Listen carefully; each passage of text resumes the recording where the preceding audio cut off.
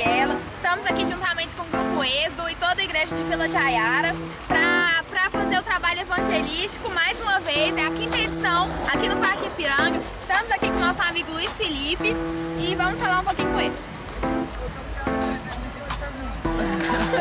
Bem, gente, eu falei com o Luiz aqui e a gente agora queria saber o que você achou depois de conversar com a gente, o que você pensa sobre evangelizar e tal.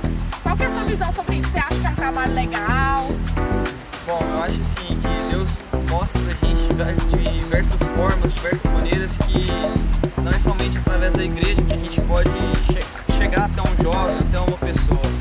Através de um trabalho que vocês estão fazendo aqui no parque, por exemplo, vocês podem não salvar várias vidas, mas você pode pelo menos salvar uma. E salvando uma é muito importante para Deus. Formas, teatro, né? Teatro mímica, essas coisas. Você acha que é um trabalho assim, que te tocou, que te impressionou, que te deixou assim, você viu assim, nossa, aquela galera ali é diferente?